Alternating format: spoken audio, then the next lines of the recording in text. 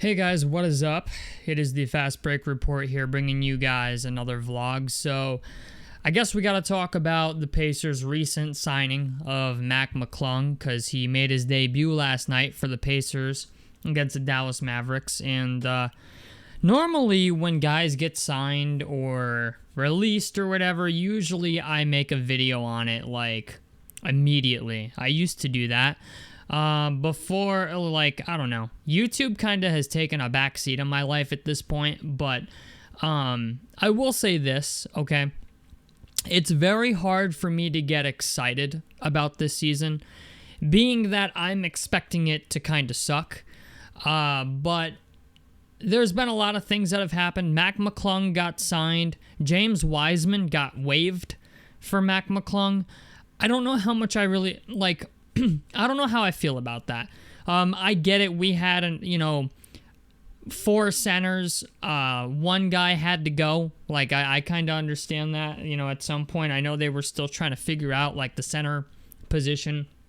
Tony Bradley's been playing all right, so... And unfortunately for James Wiseman, with the Achilles and everything, he just seems to be, like, the odd man out. Like, James Wiseman was already arguably a fucking G-League player. So the idea that, like, he tore his Achilles and still wasn't performing, I can't say I'm super surprised that they waived him, but I was really hoping it was going to be Tony Bradley, not James Wiseman, because I feel like James Wiseman at this point hasn't really even been given a fair shot. I mean, unless he played like shit in training camp, but Jarris Walker was saying at Media Day, like, how impressive James Wiseman has been. So I was a little blindsided by the James Wiseman move for them to waive him or cut him. But other than that, Mac McClung made his debut last night. He had 7 points. Mac McClung is not exactly a moniker of defense, but he had himself 7 points last night, 2 rebounds, 1 assist, shot 2 of 5 from the field, 1 of 3 from 3. He didn't have any turnovers, which is good. But, it just, I hate this because it feels like a desperation move, and we're at a point now with the Pacers where it's like, we haven't won a single game yet, and there's a real possibility this team starts out like 1-9. Like, the only game, I look at our schedule, and like the only game I have us maybe winning is our game against Brooklyn in the next week here, I think. So, yeah, I'm kind of down on the Pacers at the moment, just because last night Anthony Davis played 6 fucking minutes. He only played 6 minutes, and we still lost the fucking game. Brandon Williams had himself a night. Jarris Walker had a career night. I think even Pascal Siakam had a solid game. I didn't really watch this game a whole lot just because, like, I wanted to watch it, but I'm at a point now where, like, if I lay down and try to watch a game, like, I'm borderline falling asleep. Just because, like, A, it's not super intriguing, being that I don't have high expectations, but also I've been going to bed earlier, but I'm going to have to fix that. But Pascal Siakam had 27 and 13. Ray J. Dennis had 17. But there were some atrocious performances last night, boys. Like like Ben Shepherd. Ben Shepherd shot 1 of 7. Aaron Nesmith shot 2 of 16. Ray J. Dennis shot 6 of 13. But it is what it is. But Pascal Siakam was 9 for 23. I mean, like, Jarris Walker was 5 for 19, even though he had a career-high 20 points last night. He had 6 rebounds, 5 assists, 3 steals, a block, and only 1 turnover.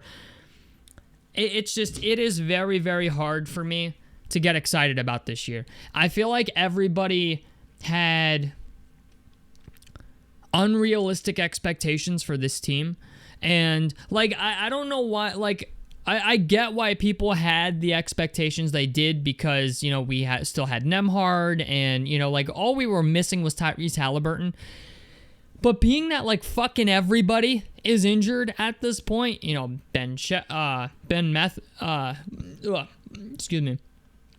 Mathurin is injured, Andrew Nembhard is injured, Obi Toppin is injured. Like, I'm not expecting us to win.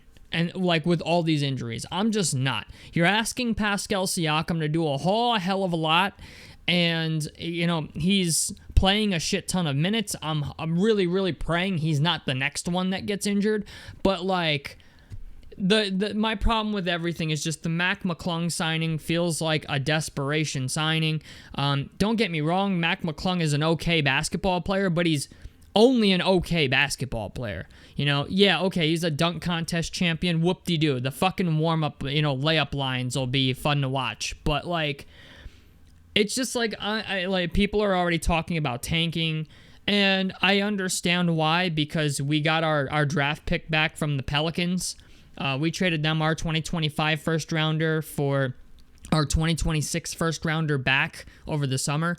But it's not looking good, boys. I'm just telling you right now, it's not looking good. If we start off 1-9, it's gonna be very, very hard for me to I don't know, be bullish on the team going forward. I've been reading comments and stuff online from people. Some people are still super optimistic for no fucking reason. There's we started out last season 10-15. Yeah, well, we had fucking Tyrese Halliburton back then, and we also didn't have 8 guys injured. Everybody and their mother was not injured on our roster. So I feel like it's stupid when people make those comparisons, because they're two completely different situations where, you'll get your people who are well, last year we started out 10-15. Yo, I'm telling you right now, we're not going to be, it is going to be worse, okay? It is not going to be 10-15 at the All-Star break, all right? So, it's likely going to be much worse. So, I don't know. You know what? I understand, supporting your team and being positive and all that stuff, but I'm just being a realist at the moment, okay? I'm just telling you guys right now, unless some miracle happens where, we can get back Nembhard, TJ McConnell, and Mathurin within the next week, TJ McConnell is still out for, another 2 weeks at least. I really don't know. I don't know. I know I projected this team to win 42 games, but now that we have all these injuries, I'm yeah, that's probably not going to happen. There is a bright side to this that, we got our first round pick back from the Pelicans for this year's upcoming draft. So, even if we do have a really shitty year, at least we'll have a high draft pick. I think we're going to have a high draft pick regardless now that we've had so many injuries.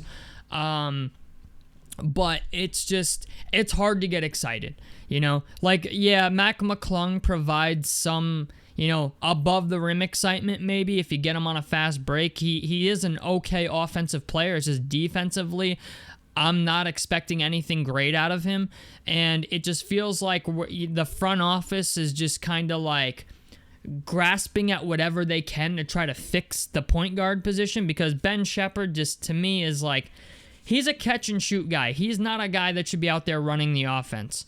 Quentin Jackson's a guy that, I really like, who I wish was our starting point guard, but they got Ray J. Dennis out there. We're at a point now where we're desperate, and desperation usually never leads to, great things, Desperation always usually yields a bad decision, so it's just...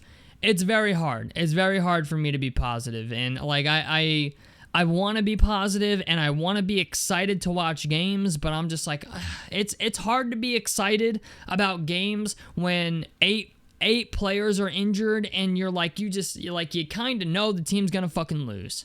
Unless somebody has absolutely ridiculous night, and even then, when you're missing that many players and guys have to play more minutes than they normally would, when you go from a 12 or 12 or 14 man rotation down to 8, you got guys playing a lot of minutes. You got tired legs out there. Even if somebody goes off, your odds of winning at that point are very fucking minimal. So it's hard for me to get excited to watch games because I'm just the odds are working against us. It's us versus the world at the moment, and Bucks fans are out here 0-4. Yeah, well, okay, but half our fucking roster is injured. Okay, we don't have Giannis. We don't even have Tyrese Halliburton. You know what I'm saying? We don't have our star player. Sorry, So, and half our roster is injured. So it's maybe be a little realistic. I don't know, but. yeah, that's kind of where I'm at. You know, it sucks James Wiseman got let go, but you got to do what you got to do. You know, if the point guard position is more important to you at the moment than the center position, you know, sometimes you got to make decisions you maybe don't want to make. But at the same token, I kind of feel like James Wiseman's career is maybe over. You know, he already wasn't a great basketball player to start with, and the idea that he has the Achilles now, it's just like, yeah, maybe a team will, there will be another team that takes a flyer on him at some point, but like I'm at a point now, like with the Achilles injury that he had, his career might actually be over. So tell me what you guys think down below in the comment section below. A like helps me out. Subscribe if you guys want to see more on the Fast Break Report. And I'm out of this motherfucker. Peace, guys.